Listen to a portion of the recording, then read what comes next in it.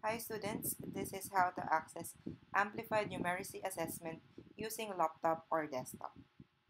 First, prepare your ballpen and paper for some solving, and of course, the gadget with internet connection. Gamit ang ating mga cellphone or gadget, mag-open lamang tayo ng browser, Safari, Google Chrome, or anuman po ang browser na nasa inyong mga gadget. Pindutin po natin ang Enter website. Ang ating ilalagay ay ncr1.lms.deped.gov.ph and press Go.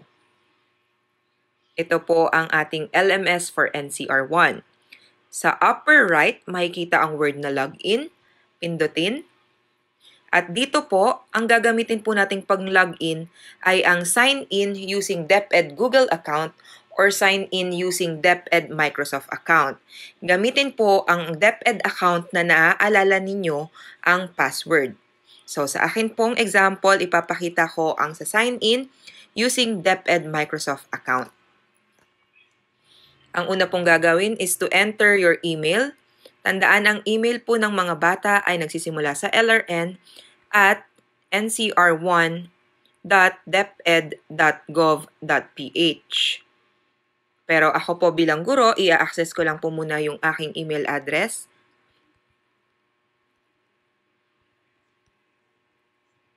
And then press Next. Sunod naman po ang password ninyo. Ilagay na po natin. After that, press Sign In.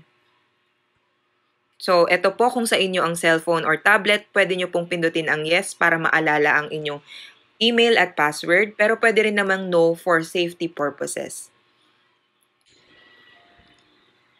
Ang una pong magpapakita sa inyo ay inyong pangalan.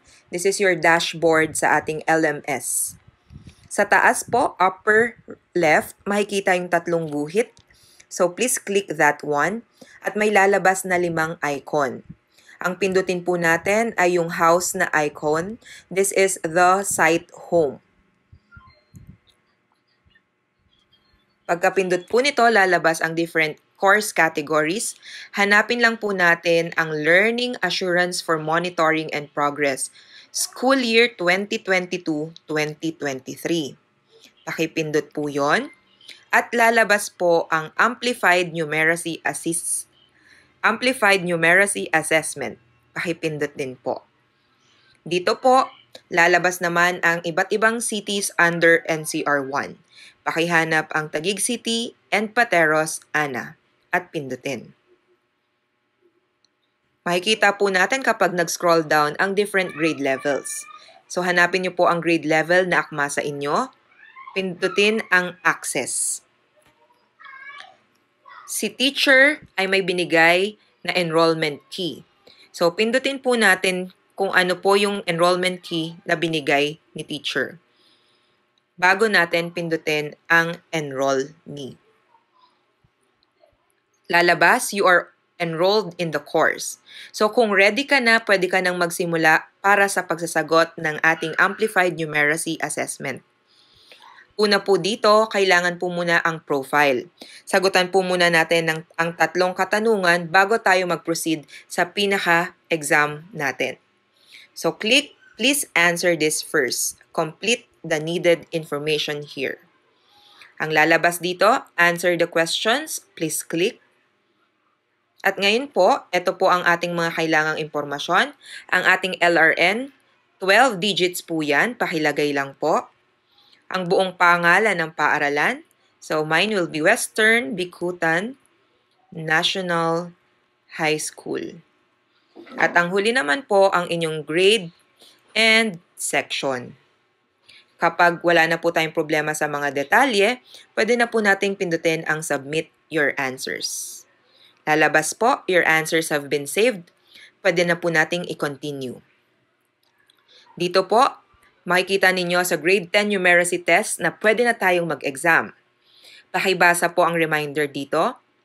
Take a deep breath, relax, and do not fear. Answer the test accurately and honestly. Hindi po ito graded at hindi rin po ito pang-contest. You are taking the exam to get the profile of your knowledge, understanding, and skill in mathematics as you enter the new grade level. Again, hindi po ito recorded. Pero gusto po nating malaman kung ano na po ang kakayanan ng bawat estudyante para matulungan po ang inyong mga teacher sa pag-improve ng performance sa math.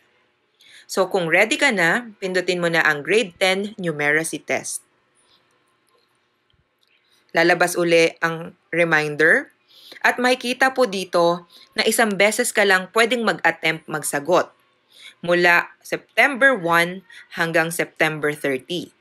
Sa iisang attempt na to, limited lamang sa 2 hours ang pagsasagot. So kung ready ka na, may papel at ballpen ka na, pwede na nating pindutin ang attempt quiz now. May lalabas uling prompt message na sinisigurado na ready ka na dahil tandaan, after 2 hours, hindi mo na mapupuntahan uli ang exam. So let's start attempt. Lalabas ang question number 1. Sa ilalim, meron po tayong choices A, B, C, D. So pipindutin mo lang kung anong letter na nagko-correspond sa iyong sagot. Kapag sure ka na, click next page. Kung ang tanong naman ay sa tingin mong wala ka talagang ideya at hindi mo alam, pwede mo itong laktawan. Mag-next page ka na lang. Tandaan, basahing mabuti ang tanong, tignan kung kayang sagutan o hindi, at meron po tayong 50 questions to answer. So, iisa-isahin nyo po yung 50 questions na yan. May kita po sa pinaka-lower part kung nasaan na po kayong number. Meron pong color gray na shade kapag may sagot kayo at blanco naman kapag walang sagot. Kapag natapos nyo na po lahat ng questions, pwede na po nating pindutin ang finish attempt. Lalabas po dito ang summary or status ng ating pagsasagot. Makikita natin na number 1 may sagot, number 2 hanggang number 50 walang sagot, at kung gusto mo pang magsagot, you can go back and click return to attempt. Nakikita rin po natin ang time left, kung pwede pa ba tayo magsagot o hindi.